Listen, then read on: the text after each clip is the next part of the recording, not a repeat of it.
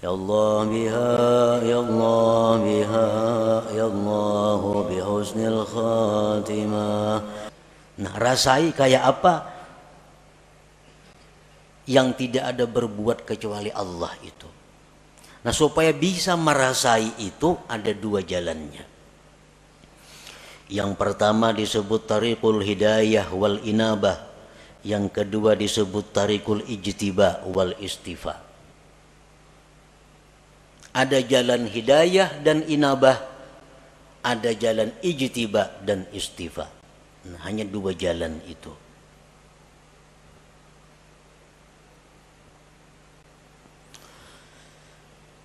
Fatariqul hidayah wal inabah tariqun tawilun syaq. Bermula jalan yang pertama, hidayah dan inabah. Itu jalan yang panjang lagi sulit. Panjang lagi sulit. Arti panjang tuh mungkin 10, 20, 30 tahun kita menjalani hanya terasai. Kayak apa nang maksudnya la ilaha illallah. Sulit artinya banyak rintangan nang kita lalui, nang seringkali membuat kita kembali ke tempat pertama bermula. Min ta'allumil ilmi alladhi yuaddi bihi al-ibadata wa ya'rifu bihi sifatin nafsil batinah wa yuqaddimu qabla al-jami' ma'rifata aqidati ahli sunnah wal jamaah wa taubatin nasuh wa tahsinin niyyah wa tasihit taqwa wal wara'i waz zuhdi wa kasratil azkar wal aurat wa ghairi dzalik wa kulluhu yuhdihal abdu ilallahi ta'ala.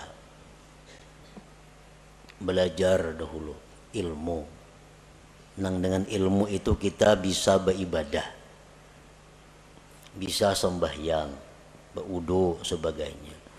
Belajar ilmu mengenali sifat-sifat diri yang batin. Apa sifat nang terpuji di batin kita, apa nang tercela.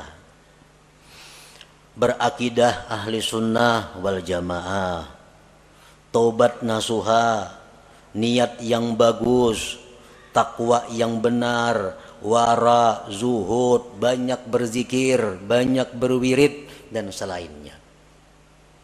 Itu pekerjaan sehari-hari.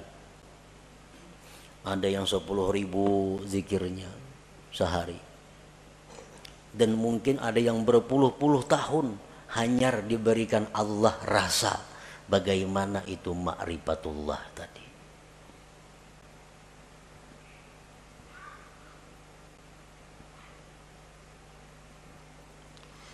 Wa ammat tariqus tsani, adapun jalan yang kedua, tariqul ijtiba wal istifa.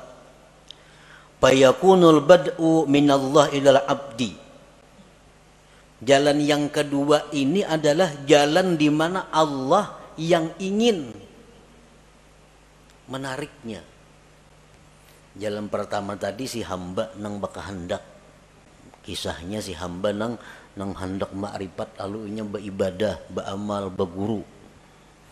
Nah, nang kedua ini adalah Allah yang ingin menariknya. Yakunul insan mustadhrikan fi syurudihi wa bu'dihi anillah wa faj'atan tudrikuhu rahmatun minallahi ta'ala. Ini manusia tenggelam dalam kejauhan daripada Allah. Pekerjaannya manusia ini sibuk mengurus dunia.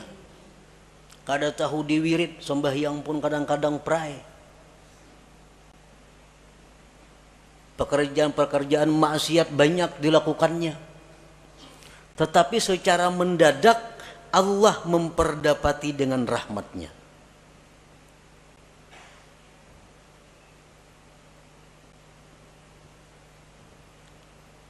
Begitu Allah memberikan rahmat kepada orang ini, maka orang ini langsung dirasakan Allah bagaimana rasanya ma'rifat kepada Allah itu.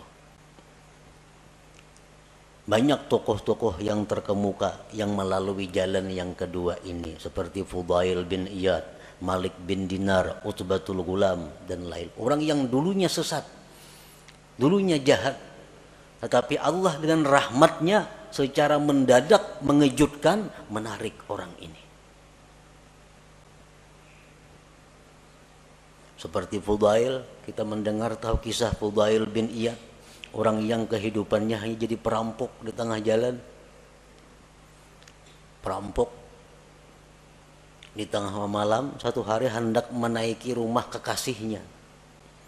Begitu naik ke rumah kekasihnya, mendengar ada orang mengaji Al-Quran yang ayatnya alam ya'ni lilladzina amanu an takhsha'a qulubuhum li dzikrillah. Begitu ayat itu masuk ke pendengaran Fudail, Fudail terjatuh.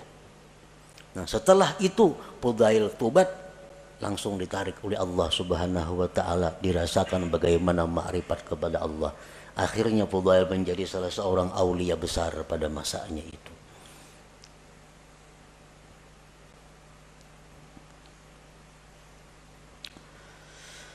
Allah menarik orang ini lisababin minal asbab allati qad la ya'lamuha illallah.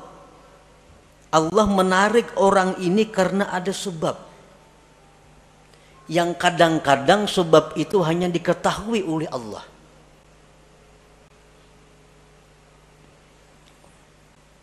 Kenapa orang ini maka ditarik oleh Allah? Dalam waktu detik dirasakan makrifat kepada Allah. Sedangkan yang satunya berpuluh-puluh tahun berzikir kepada Allah belum dapat rasa makrifat itu. Nah, jalan yang kedua ini disebut tarikul ijtiba wal istifa. Nah, para muhibbin rahimakumullah, ada beberapa sebab yang dengan sebab itu ada kemungkinan, ada harapan satu saat ditarik oleh Allah manusia ini, walaupun dia dalam keadaan bergelimang dengan dosa.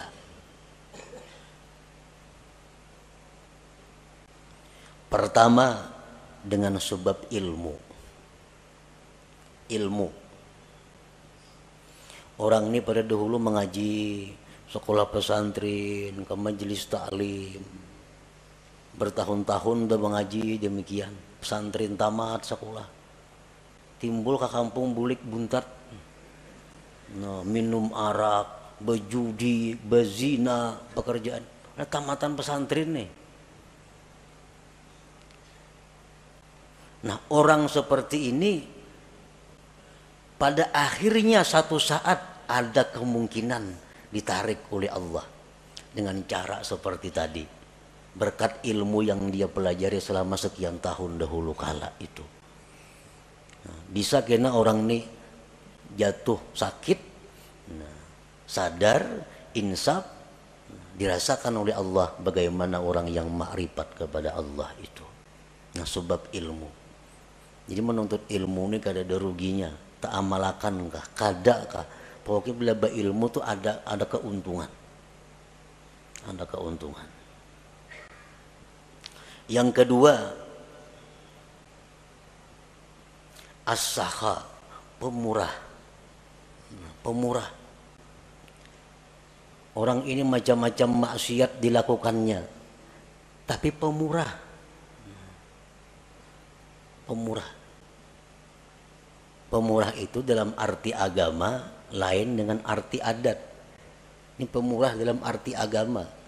Artinya orang yang menyumbangkan kekayaannya di jalan yang benar. Ada orang sakit dibantunya, ada orang kesusahan dijulunginya duit, ada orang saleh diberinya duit, ada orang ini dikasihnya duit. Pemurah. Padahal kelakuannya sembahyang tapi sembahyang orangnya. Berjudi mau, minum arak mau. Nah, orang ini satu saat nantinya ada harapan kada pasti juga ada harapan bisa ditarik oleh Allah. Nah, bisa ditarik dengan pemurahnya itu.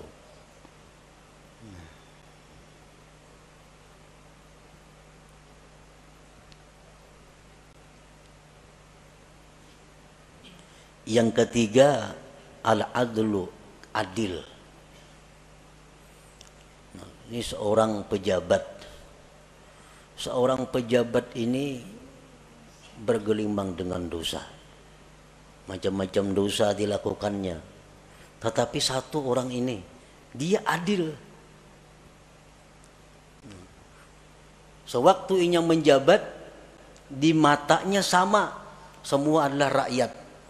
Baik anaknya, baik bininya, mintuhanya, iparnya, kamanakannya, semuaan rakyat sama. Kadang-kadang mesti diutamakannya. Kalau panggil ini minantuku utamakan kadada. Ini ipar kadada. Semuaan rata di matanya rakyatnya. Nah, orang ini waktu menjabat adil. Padahal kelakuan lain-lain banyak maksiat dilakukannya. Nah, berkat inya adil sewaktu menjabat itu, orang ini ada harapan suatu saat akan ditarik oleh Allah, dirasakan bagainya kepadanya ma'rifatullah itu.